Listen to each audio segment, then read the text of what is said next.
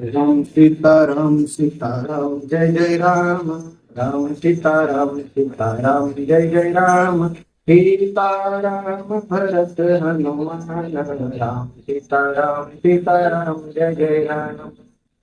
जय श्री राम। हमारे समस्त बंधुओं, आज हम आपको प्रयागराज महाकुंभ के बारे में कुछ जानकारी देने वाले हैं, कुछ वार्ता करने वाले हैं।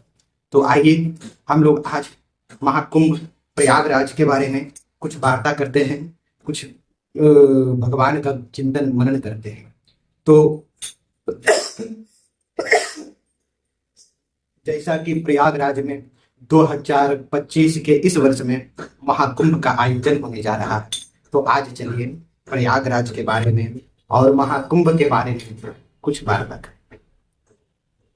श्री रामायण वाल्मीकि कृत जो रामायण है, उसमें प्रयागराज का जिक्र कई जगहों पर वाल्मीकि महाराज ने किया।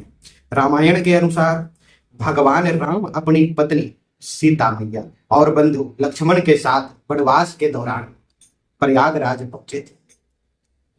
बालकांड में बताया गया है कि पार्वती जी, भगवान शिव ने राम के बारे में बताया था कि प्रयाग की धरा और माघ महीने में ऋषि भरद्वाज के आश्रम में सभी ऋषि मनीषी आते हैं। किस महीने? माघ के महीने सभी ऋषि मनीषी।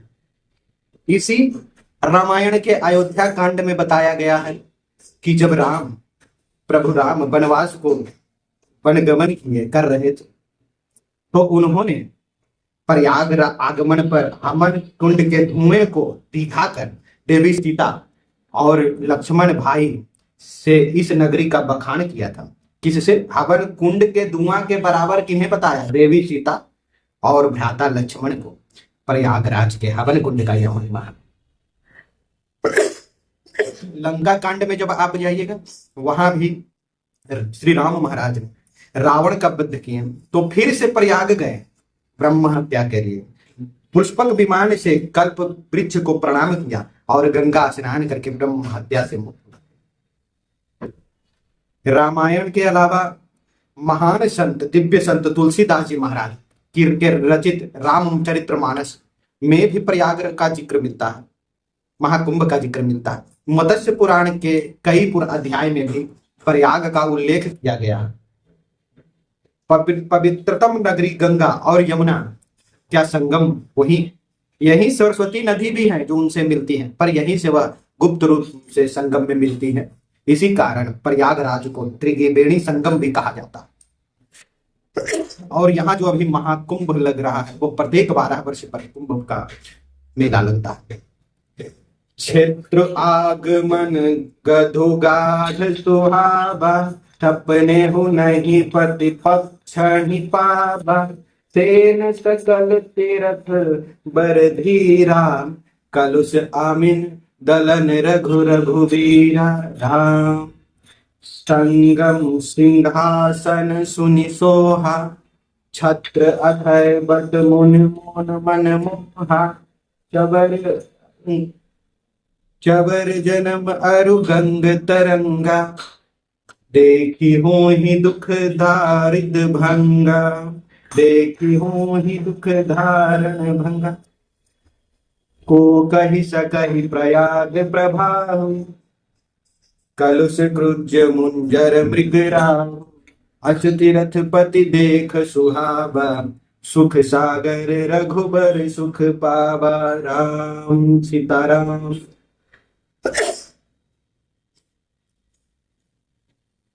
कहि सिया लखन सुहाई, कहि सिया लखन सकहि सुनाई। श्री मुख तीरथ राज बढ़ाई, हरि प्रणाम देखत बन भागा। कहत महात्म अति अनुरागा, यही विधि आई बिलो की बेनी। सुमरत सकल सुमंगल धेनी, मुदित नाई शिव सेवा।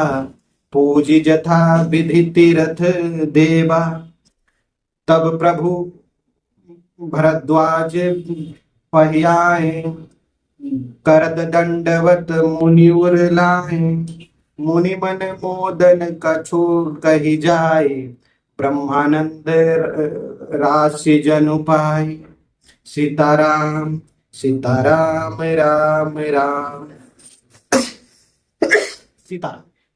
2025 का महाकुंभ इस शहर, धार्मिक मान्यताओं के अनुसार महाकुंभ का स्नान करने वाले को लोगों के सभी पाप कट जाते हैं और उन्हें पूर्ण आयु होने पर मोक्ष की प्राप्ति होती है।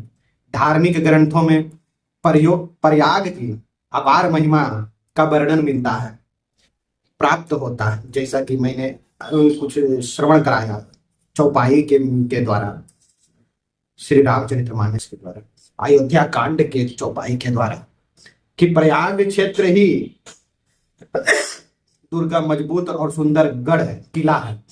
क्षेत्र अगम गढ़गाढ़ सुहावा, सपने नहीं प्रतिपक्ष ने पावा। सेन सकल तीरथ बलबीरा, कलुष अनिल दलन रणधीरा। प्रयाग क्षेत्र ही दुर्गम मजबूत और सुंदर गढ़ है, किला है, जिसको स्वप्न में भी शत्रु नहीं पा सकते। संपूर्ण तीर्थ भी उसके श्रेष्ठ वीर सैनिक हैं और जो पाप की सेना को कुचल डालने वाले और बड़े रणधीर हैं। तुलसीदास जी महाराज लिखते हैं, गंगा यमुना सरस्वती का यह संगम जो है उसका अत्यंत सुशोभित सिंहासन है, अक्षय वट छत्र है, मुनियों को भी मन को मोहित कर लेता है। यमुना जी और गंगा जी की तरंगे उसके श्याम और श्वेत चवर है, जिसको देख कर ही दुख और दरिद्रता नष्ट हो जाती है, जैसा कि मैंने आपको चौपाई में बताया था। संगम सिंहासन सुनी सोहा, छत्र अक्षय मुनिमन मोहा। चबर जमुन और गंग तरंगा, देखी हो ही दुख दारुद भंगा। दुख दरिद्र सब भंग हो जाता है। पापों के समूल रूपी हाथी के मारने के लिए सिंह रूप प्रयागराज का प्रभाव है, महत्व है, कौन कह सकता है। ऐसे सुहावन तीर्थराज का दर्शन कर सुख के समुद्र रघुकुल श्रेष्ठ श्री राम जी ने सुख पाया है। उन्होंने अपने श्रीमुख से सीता जी, लक्ष्मण जी और सखा गुरु को तीर्थराज की महिमा कहकर सुनाई। तदंतर प्रणाम करके वन और बगीचे को दिखाते हुए बड़े प्रेम से महात्मा कहते हैं, क्या कहते हैं, यही विधि आई बिलो की बेनी, सुमिरत सकल सुमंगल धेनी। मुदित नहाय किन्हीं शिव सेवा, पूज जथा विधि तीर्थ देवा। भगवान श्री राम कहते हैं, त्रिवेणी का दर्शन किया जो स्मरण करने से सब सुंदर मंगल लोगों को देने वाले हैं।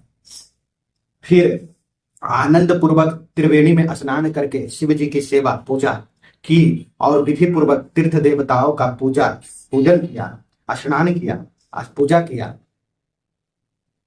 सब करके तब प्रभु श्री राम जी भरद्वाज जी के पास आए।